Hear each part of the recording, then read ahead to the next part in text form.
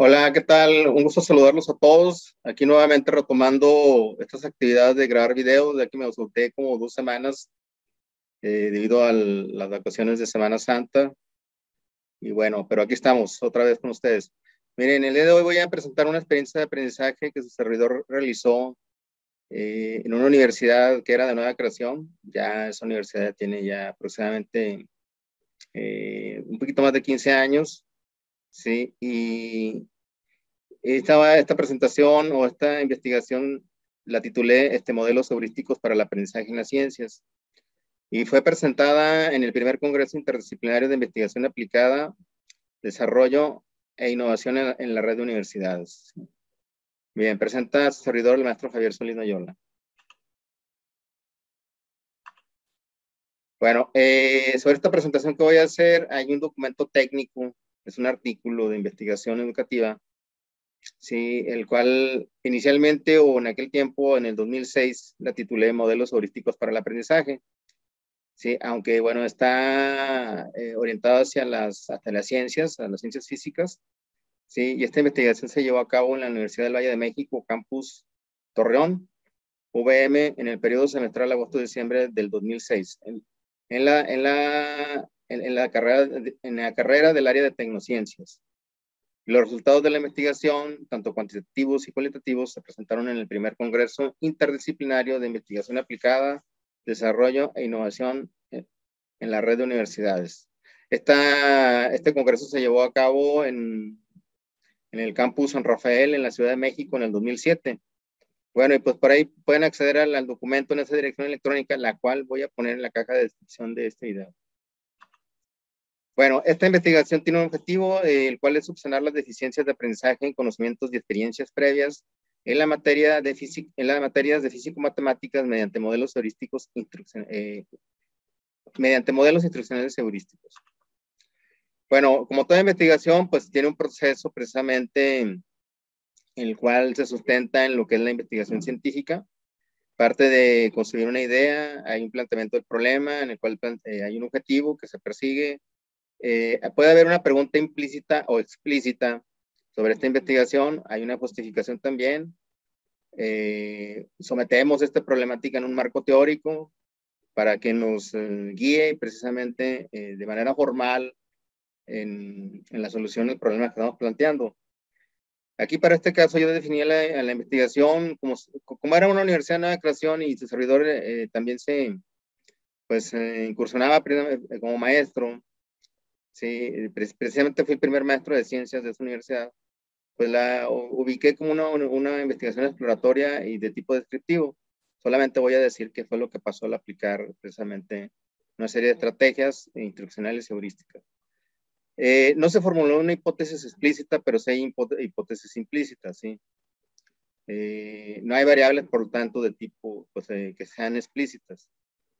Bueno, el diseño es de tipo experimental, hay instrumentos de captación experimental porque yo apliqué estrategias de tipo heurístico que tienen que ver precisamente con el descubrimiento. Es un descubrimiento de tipo guiado, no es un descubrimiento de tipo autónomo. Donde su servidor, el maestro, juega el rol de un mediador o un facilitador. Y bueno, y a partir de esas aplicaciones, de esa serie de estrategias aplicadas y de los instrumentos que me ayudaron precisamente a medir y a captar esa información y poder medir, pues yo hice un análisis y pues de ahí saqué conclusiones y precisamente presenté el informe, ¿sí? Oye, quiero decirles que esta investigación no pretendía yo llevarla a cabo, no, inicialmente cuando yo entregué mi planeación didáctica a la universidad, no venía que iba a hacer una investigación.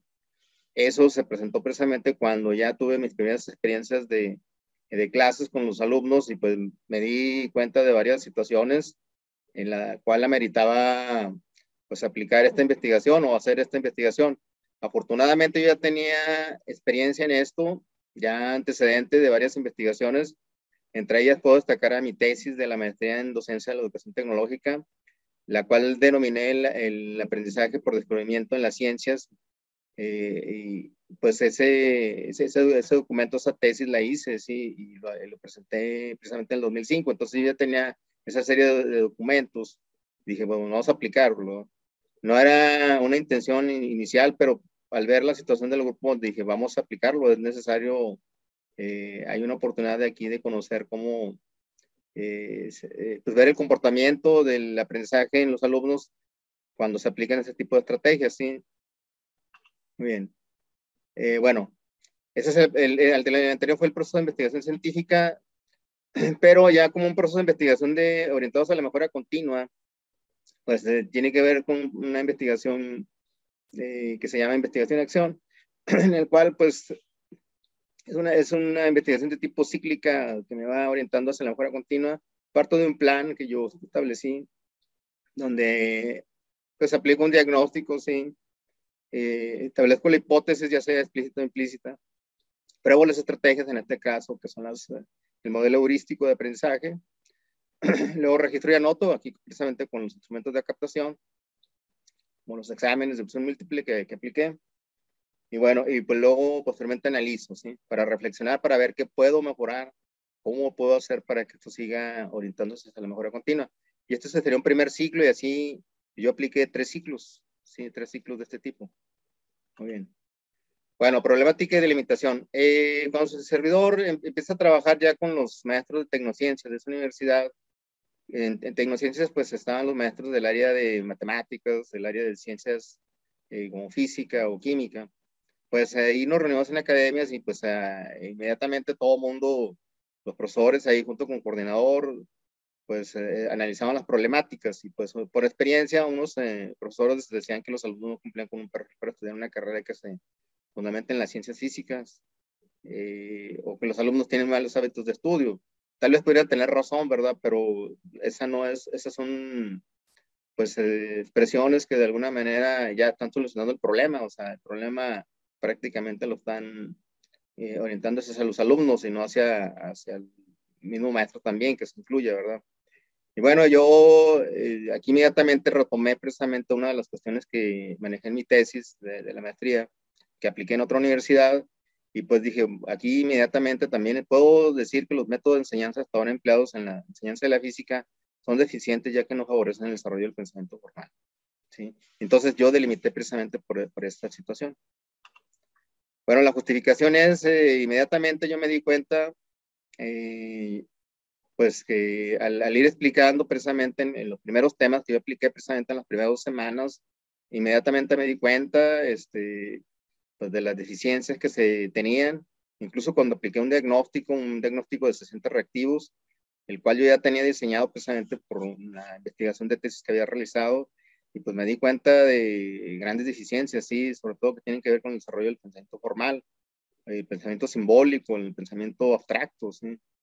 Y bueno, y también con las primeras explicaciones, inmediatamente pues, empecé a observar, sí, en los alumnos, pues, esa serie de comportamientos que de alguna manera me estaban dando información de que no comprendían del todo lo que se decía, porque yo ya estamos en un nivel de ingeniería, pues un nivel profesional, explicas precisamente muchos fenómenos o situaciones de una manera abstracta o simbólica y ellos se extrañan, ¿sí? Empiezas precisamente a indagar esa situación, ¿sí? Muy bien, aquí es donde yo apliqué precisamente otro tipo de instrumentos, aparte de los exámenes de opción múltiple, que fueron 3, que fueron las postpruebas, pues otro tipo de experiencias que tuvieron previas en relación a un tipo de cuestionario que indagaba si habían hecho prácticas, cómo las habían hecho, si los llevaban a los laboratorios, si conocían a los equipos de laboratorio, etcétera, ¿sí? Y bien, ahorita vamos a comentar qué fue lo que pasó. Bueno, aquí, pues, como vamos a entrar a un método instruccional heurístico, quiero decir que los métodos instruccionales pues, son prescriptivos, ¿sí? Y estos implican procesos lógicos que aplican estrategias de enseñanza que implican un tratamiento de los contenidos en función de un orden lógico, ¿sí? Que puede ser inductivo, ¿sí? Que es de lo simple a lo complejo, deductivo, que es de lo complejo a lo simple, o puede considerar ambos casos que podemos llamar que es mixto, ¿sí? Esto también considera aspectos psicológicos, es decir, las características de los estudiantes en conocimientos previos, ¿sí? Porque es el punto de partida precisamente para todo tipo de conocimiento nuevo que se va a aprender. La familiaridad con el contenido, motivación también, que es un aspecto muy importante que tiene que ver con el interés y las metas hacia el aprendizaje, o sea, qué objetivos todos persiguiendo, ¿sí? Bueno, también es muy importante considerar o consideré pues, la teoría del aprendizaje significativo de David Ausubel, la cual me dice que ocurre precisamente cuando la información nueva por aprender se relaciona con la información previa, o sea, los conocimientos previos ya existentes en la estructura cognitiva del alumno. ¿Sí? Para llevarlo a cabo debe existir una disposición favorable del aprendiz, o sea, un interés que él tenga, ¿sí? Esté motivado, así como una significación lógica, o sea, que los contenidos que se vayan a presentar pues sean de manera lógica, ¿sí? En este caso, yo manejé la metodología de tipo inductivo, de lo simple a lo complejo, de lo simple a lo abstracto, ¿sí? Los contenidos y materiales de aprendizaje. Bien, aquí hay unas direcciones electrónicas, esta presentación la pueden descargar, también está en la caja de descripción. Pues ahí viene más amplio este concepto de aprendizaje significativo. Bueno, el marco teórico en el cual yo inserté el problema, yo ya tenía precisamente ese marco teórico, ya lo conocía. Parte del cognitivismo, aquí precisamente como los seres humanos, cómo procesan la información. A diferencia del conductismo, donde pues ahí no se consideraba a los seres humanos como procesador de la información, simplemente como cajas negras, ¿sí? Pero aquí sí, es donde hay procesos mentales precisamente para que procesan esa información que se recibe a través de los sentidos, ¿sí? Muy bien. Y el constructivismo como un enfoque precisamente sistémico que integra varias teorías, ¿sí? Donde se considera al ser humano como un ser biopsicosocial, ¿sí? En el cual interactúa en un contexto y interactúa con otros, y a partir de la interacción y la acción, que esa es la parte muy importante, sí, pues él puede aprender. De hecho, el máximo postulado constructivista es la acción del sujeto sobre el objeto, ¿sí? La acción es muy importante precisamente, ¿sí? Básicamente dos teorías son las que se manejaron aquí, o en las cuales son los fundamentos de un método heurístico que se llama ciclos de aprendizaje. Y la primera teoría es la teoría de Piaget, es una teoría del aprendizaje, o sea, me dice cómo aprenden los seres humanos. Aquí, Jean Piaget, pues es un epistemólogo, un psicólogo también, e incluso fue un biólogo, ¿sí? Y bueno, ahorita vamos a comentar un poquito sobre su teoría. La teoría de Brunner es una teoría de tipo prescriptivo, es una teoría instruccional, a diferencia de Piaget, que me explica cómo, o me explica, o me describe cómo aprenden los seres humanos, ¿sí? Y acá Brunner me dice qué tengo que hacer para que aprendan, ¿sí? O sea, es una teoría de tipo prescriptivo. Y estos dos teorías le dan sustento a otro método ya concreto, ¿sí? Que se llama ciclos de aprendizaje. Muy bien, de Roberto Carpus. Bueno, por ejemplo, en el caso del procesamiento de la información continuo, es muy importante aquí cuando se recibe una información, pues se va a procesar, ¿sí? Hay tres tipos de memoria: la memoria sensorial, la memoria de corto plazo y la memoria de largo plazo, ¿sí? Los estímulos se reciben a través del medio ambiente, ¿sí? Esos estímulos pueden ser visuales, auditivos, olfáticos, del gusto y el tacto, ¿sí? Y es la primera memoria sensorial. Entran hacia un primer eh, proceso consciente, que es la atención, ¿sí? Donde selecciono precisamente la información estoy recibiendo de todo el cúmulo de información que hay en el exterior. Yo soy selectivo. Luego existe otro modelo de tipo también consciente, aunque un tanto inconsciente porque es percepción, ¿sí? El cual implica darle un primer significado a esa información que recibo. Esa va a llegar precisamente a la memoria de corto plazo, que es donde se procesa la información. Pero esta información se procesa con la información que yo tenga en la memoria de largo plazo, ¿sí?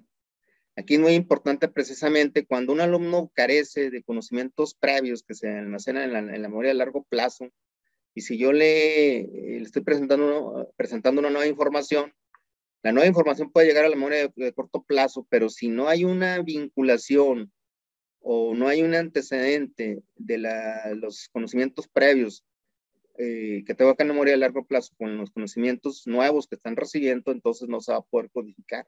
A eso se llama codificar, cuando se vincula precisamente esa información nueva con la información previa, sí, almacenada.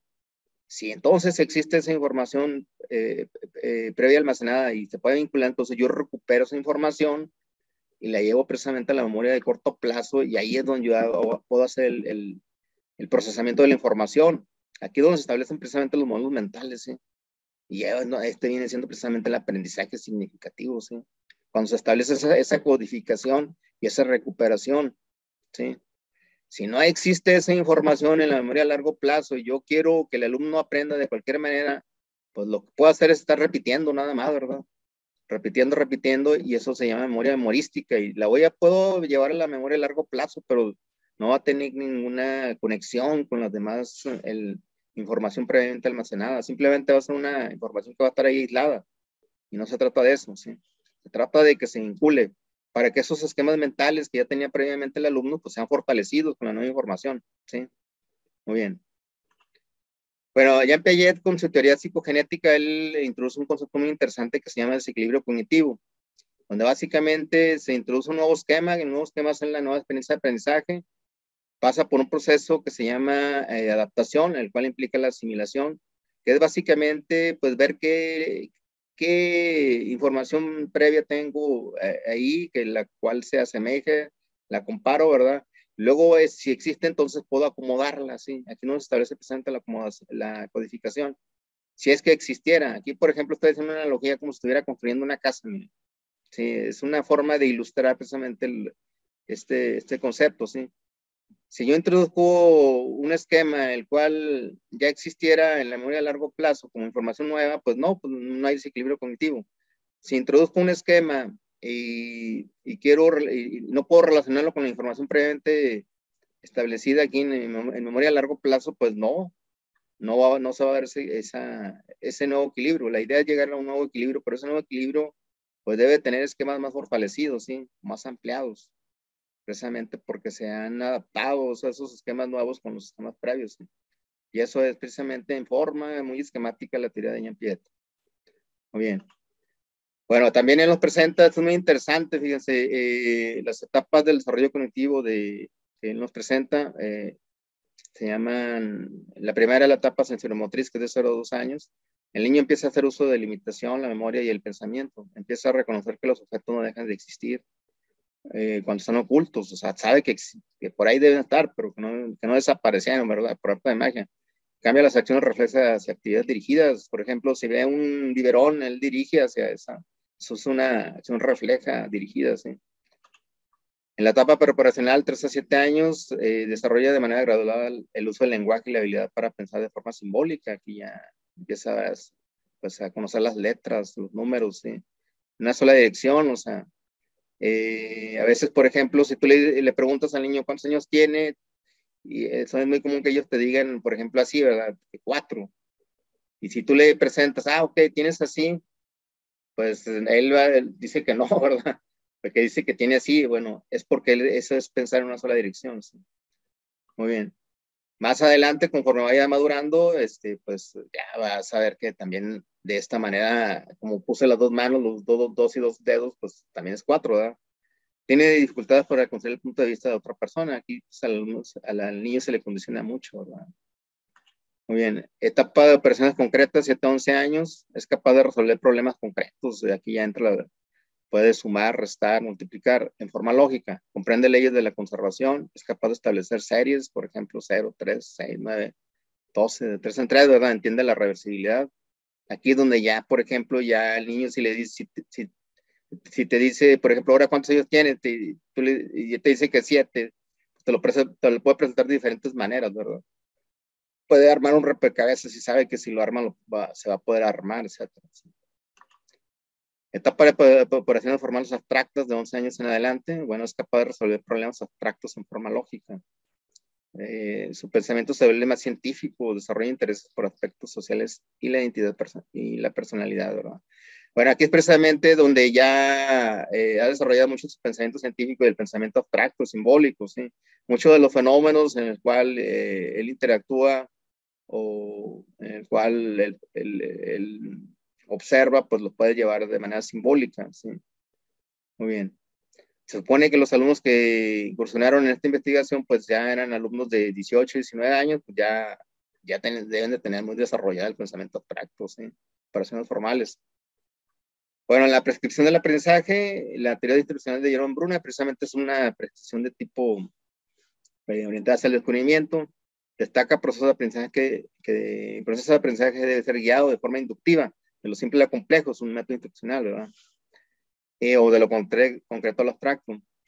Y esta forma de enseñanza debe llevar a que el alumno descubra de manera significativa. O sea, aquí es donde entra precisamente la heurística, donde él descubre de manera guiada, ¿sí? O mediada. Básicamente establece tres modos de representación, que es la primera, que es la actuante, ¿sí? Como la primera forma de prescribir el aprendizaje, donde el alumno interactúa con objetos físicos de manera tangible, de manera lúdica. Luego ya podemos llevar a una representación icónica o pictórica. Eso que había él accionado o interactuado de manera física, pues ahora llevarlo de una manera ilustrada, ¿sí? Luego ya después a una manera abstracta, ¿verdad? Aquí tenemos el caso, el niño juega con manzanas y después las acomoda, o sea, o las dibuja, sabe que esas manzanas son las con las que jugó. Luego puede representarlo de manera simbólica, con un número, ¿sí? Bueno, y esa situación, pues yo también lo puedo seguir llevando siempre, o sea, no importa que ya después sea adulto. Aquí, por ejemplo, tenemos un experimento ya muy abstracto y muy complejo, que no es fácil de comprender si puedo asegurarlo, porque soy maestro en ciencias de la ingeniería eléctrica y a nivel maestría, créanme que ni en esos niveles, a pesar de que tenemos laboratorios, se podían comprender ciertas leyes. Si no existía una experiencia previa bien dirigida, bien diseñada sobre fenómenos muy complejos como el caso que estoy presentando aquí en la fotografía, donde estamos descubriendo una situación que ni siquiera se ve, ni siquiera se percibe, ni tiene olor, ni sabor. Sin embargo, hay efectos en el espacio, ¿sí? Y eso se llama un campo eléctrico, ¿sí? Eso es muy, son conceptos extremadamente extremos o abstractos, ¿sí? Luego yo lo llevo a una representación icónica y posteriormente una representación simbólica, ya con matemáticas muy complejas, ¿sí? Estamos hablando de un nivel profesional, ¿sí? Y pues regularmente en los niveles profesionales ya se manejan mucho los modelos simbólicos abstractos, ¿sí? Si el alumno se le presenta de esa manera y no ha tenido experiencias previas de experimentación, pues se me va a perder, ¿sí? Muy bien. Bueno, miren, aquí por ejemplo el caso del número pi, fíjense, este es un número muy, o es un caso muy significativo para poder ilustrar esto. Es muy común incluso que los alumnos ya a niveles superiores no conozcan, saben que es el número pi que existe, ¿verdad? Pero no saben cómo se obtuvo. Sí, aquí si hablamos del modo activo, sí, pues es la primera inteligencia práctica y surge y se desarrolla como consecuencia del contacto del niño con los objetos, con los problemas de acción que el medio le rodea. Por ejemplo, aquí en el caso del número de pi, pues para poderlo obtener mide el diámetro de un círculo y mide la circunferencia, ¿sí? La longitud de circunferencia. Luego hace una relación precisamente y a través de eso obtiene un patrón, o sea, de varias círculos que por ahí estuvo midiendo con diferentes tamaños, ¿sí? Y eso lo puede llevar de manera gráfica, lo que le llaman el modo icónico pictórico. Aquí representa a través de imágenes el libre de acción, ¿sí? Porque ya está representando a través de imágenes. También quiere decir que usar imágenes mentales que presentan objetos. Luego ya después lo lleva a través del modo simbólico, pensamiento abstracto, se da a través de un esquema abstracto que puede ser el lenguaje o cualquier otro sistema simbólico estructurado. Por ejemplo, aquí ya presento la fórmula del número pi, ¿sí? Incluso el número ya, así como un número de infinitas cifras, ¿sí? Entonces, esa fue la forma adecuada precisamente para poder enseñar el número pi. Y así es como se sugiere también para muchos conceptos en matemáticas y ciencias. El caso del modelo heurístico que aplicamos, que implica descubrimiento guiado o mediado, ¿sí? Pues parte de un diagnóstico donde su servidor primeramente diagnostica conocimientos previos que son necesarios para saber qué es lo que, en qué se adolece, ¿verdad? O qué conocimientos tienen o experiencias que me puedan servir como punto de partida. La exploración implica precisamente la interacción con los sistemas físicos. Aquí se aplica un diseño instruccional precisamente orientado hacia que él descubra, sí, descubra de manera parcial, no total. Y luego viene la parte de dimensión de descubrimiento, donde el profesor entra como mediador o facilitador a través de un método, por ejemplo, socrático, que de alguna manera pues incita al alumno a que descubra, ¿sí? A través de preguntas, ¿sí? Luego ya viene la aplicación, ¿sí? La aplicación precisamente de lo que ha descubierto o lo que ha inventado. Bueno, fíjense, aquí cuando yo apliqué el diagnóstico, aquí precisamente de 60 reactivos, un examen de física general y también la materia era electricidad y magnetismo. Pues muchas preguntas venían relacionadas precisamente con la electricidad y magnetismo también. Fue un examen de opción múltiple de cada reactivo con 4 opciones. 30 alumnos aproximadamente, eran 30, 31, 32, ¿sí? obtuvieron un promedio de 43, y a mí, yo ya conocía esto porque tenía antecedentes de otras investigaciones, realmente se me hizo bajo, ¿eh? Aquí fue donde yo sí me alarmé. Dije, este grupo, este examen yo ya lo he aplicado en otras escuelas, ¿sí? Sobre todo en mi tesis, y pues había grupos que obtenían arriba de 60, ¿sí? Entonces, aquí estaba dando cuenta que realmente había deficiencias, o sea, carecía de conocimientos previos, ¿sí? En esto. Aparte de la interacción que yo me fui dando cuenta con ellos en las primeras clases, ¿sí? Empecé a observar eso, ¿sí? O a detectar eso. Entonces, esto fue lo que a mí, el primer hallazgo, o sea, muy contundente, el cual aquí yo le planteé precisamente a mi coordinador eso, oye, ¿sabes cuál es una investigación? Y si tienes todo, le digo, si tengo todo, tengo todos los materiales, no, nada más te estoy avisando, ¿verdad? Y dice, ok, muy bien, pues si depende de eso, pues puede presentar un congreso. Ok, excelente. Bueno, ya después el cuestionario de datos del alumno y experiencias previas, ya les había comentado, fue otro diagnóstico. Encontré los siguientes hallazgos muy interesantes, o sea, aquí resumo tres, fíjense. 15% de 30 alumnos tenía conocimientos de equipo laboratorio. O sea, esto es muy alarmante, sí, porque realmente es un porcentaje muy bajo, casi no conocían los equipos de laboratorio, casi no hicieron prácticas, con esto me están diciendo, ¿verdad? Habían visto videos, sí, en algunas ocasiones, sí, pero casi todo era prácticamente en libros, digo, en el pizarrón, sí. 25% realizó prácticas de física, de electricidad y magnetismo, mismas que generalmente fueron demostrativas, o sea, las hacía el maestro o el de laboratorio, el encargado, ¿verdad? Entonces, eso también, o sea, ellos no estuvieron más bien pasivos, ¿sí? Fíjense, y también manifestaron precisamente en ese cuestionario de experiencias previas, ¿sí? Que el 90% manifestó que el método de enseñanza fue de tipo deductivo, en vez de ser inductivo de lo concreto al abstracto, o de lo simple a lo complejo, fue de lo complejo a lo simple, o sea, donde era la regla del ejemplo, o sea, era la fórmula, que les decían una fórmula, y ya después vamos a hacer ejemplos. Una técnica meramente expositiva, o sea, carecían mucho de la experimentación, ¿sí? De esos fenómenos de física, o sea, no hacían física, les enseñaba física de manera teórica, ¿sí? Entonces, pues no tenía un significado para ellos esa ciencia, esas materias, ¿verdad? Esto también fue una situación de hallazgo muy interesante. Bueno, ya cuando se aplica este tipo de procedimientos heurísticos, pues aplicaron los tres ciclos de la investigación de acción que ya había comentado. Empiezo a medir y bueno, en la postprueba, uno que fue electrostática, electricidad estática, 79%, o sea, fue muy bueno ese porcentaje, ¿eh? Postprueba 2, electrodinámica, 69%, podemos decir que aquí fue regular. La postprueba 3, electromagnetismo, sí, aquí fue 76%, o sea, también fue bueno, sí. Hice el promedio, fue de 74.66 de postprueba con promedio, lo cual fue muy significativo. O sea, desde aquí nos dimos cuenta que esto tuvo resultados muy positivos, sí, sí. Pero eso fue desde el punto de vista cuantitativo. Desde el punto de vista cualitativo, puedo observar una intensa actividad marcada por la demostración visual, la exploración, donde ellos intervinieron los fenómenos, sí, y vieron la física, hicieron física, sí, e interactuaron también con esos sistemas físicos, ¿sí? Un marcado interés por la materia de electricidad y magnetismo, ellos iban ahí, decían que era el show de ciencias, como si fuera un circo de ciencias, ¿sí? Porque muchos de los equipos yo ya los tenía, incluso la universidad sí contaba con equipos de laboratorios, ¿sí? Y bueno, el descubrimiento y formulación parcial de todas las leyes y principios concretos planteados en las sesiones instruccionales de ciclos de aprendizaje, heurísticas, ¿verdad? De manera significativa.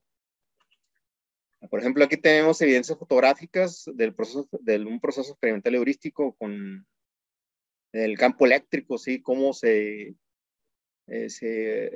fricciona precisamente una superficie para cargar un cuerpo, ¿sí? Y me produzca un campo eléctrico. Un campo eléctrico es precisamente una fuerza, la cual se manifiesta a través del espacio, ¿sí? Una fuerza eléctrica. Y esa puede precisamente efectuar un trabajo en otro objeto. Por ejemplo, aquí tengo aquí en esta se puede observar que tengo una botella, si se fijan está abierta, pero aquí tengo una laminilla colgando. Incluso esa laminilla la tengo acá colgando, pero está dentro de una botella de vidrio. Y interactúa precisamente esta superficie en la cual fue cargada aquí con un bonete de lana que se adaptó a un taladro, ¿sí? Para que tuviera una carga eléctrica abundante, ¿sí?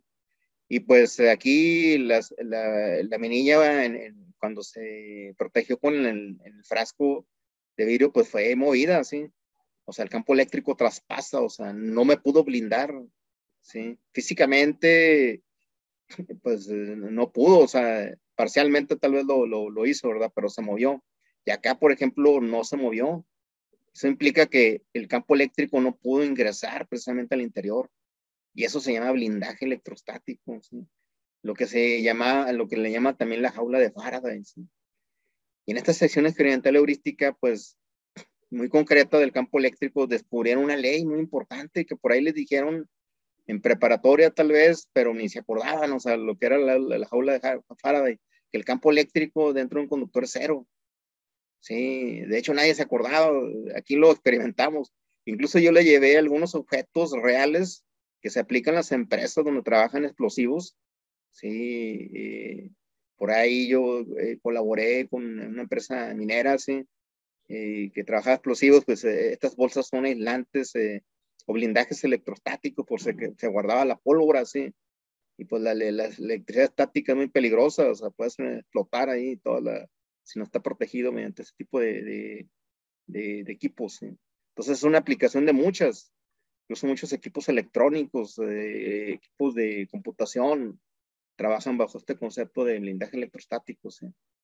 Bien.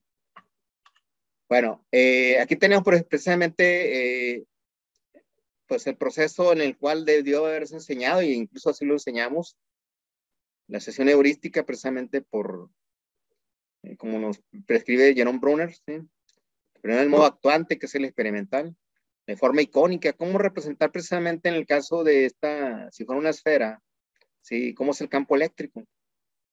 Exactamente en la superficie es alto o máximo, pero en el interior es cero, ¿sí? Y aquí lo estoy demostrando, o sea, aunque no sea una esfera esto, si no es una botella de plástico que fue forrada de aluminio, bueno, eso hace los deseos de la esfera, ¿no? Luego aquí ya lo estoy representando mediante una fórmula que implica cálculo integral, ¿sí? Sí, y bueno, aquí estoy representando precisamente cómo se comporta el campo eléctrico mediante una forma eléctrica, ya abstracta, ¿sí? La cual también por ahí les enseñamos pues y resolvimos una ecuación diferencial y llegamos a esto, ¿sí? Pero para mí lo más importante era el concepto, sí, que ellos se llevaran el concepto, porque el concepto es el que aplica y son ingenieros, van a las industrias, las empresas pues tienen que aplicar los conceptos, ¿sí? Difícilmente van a andar aplicando ese tipo de fórmulas. Esto les ayuda a comprender, ¿sí? De manera abstracta, pero lo que aplican ya las empresas son este tipo de cuestiones, ya más pues, actuantes o pictóricas, ¿sí? Muy bien. Bueno, hicimos otro tipo muchos equipos que yo tenía y que su servidor se dedica precisamente también al diseño de equipos. Yo les llevaba muchos objetos, ¿sí? Sí, mucha ilustración, íbamos a hacer prácticas precisamente de campo en los laboratorios con equipos de medición, incluso utilizamos mucho software científico. También descubrimos leyes mediante el uso de software científico, ¿sí? No nada más de forma experimental real, sino también de forma experimental virtual, ¿sí? Bueno, conclusiones. Aunque no se explicitó una hipótesis en esta investigación, podemos verificar que el uso de modelos instruccionales heurísticos contribuyen al desarrollo del pensamiento formal, tal y como lo plantean los teóricos constructivistas Jean Piaget y Jerome Brunner. Los resultados de esta investigación pueden retroalimentar a la Academia de Tecnociencias con el fin de plantear estrategias didácticas similares en otras ciencias, sobre todo en los primeros semestres, que son donde se ven las ciencias básicas, ¿sí? De las carreras de ingeniería. En complemento a esto, se recomienda también establecer sistemas remediales, o sea, de repaso, o asesorías en el área de ciencias físico-matemáticas. Por las condiciones de haber aplicado este modelo instruccional heurístico a un solo grupo de alumnos, porque no había otro, era una escuela nueva y nomás había un solo grupo, o nuevo que no existía un estudio igual en esta universidad, En particular, la investigación adquirió el carácter descriptiva exploratoria. Este mismo estudio establece las bases para un futuro estudio de investigación experimental con grupos de estudio de control y experimental. Bueno, estas son las referencias, algunas de las referencias que por ahí cito en el documento técnico de esta investigación. Y pues la que más destaco es precisamente mi tesis, el aprendizaje en las ciencias físicas mediante el descubrimiento guiado. También la presento en la caja de descripción de este video. Bien, pues esto es todo. Les agradezco la atención. Ahí nos vemos en un siguiente video próximamente, ¿sí? Hasta luego. Muchas gracias.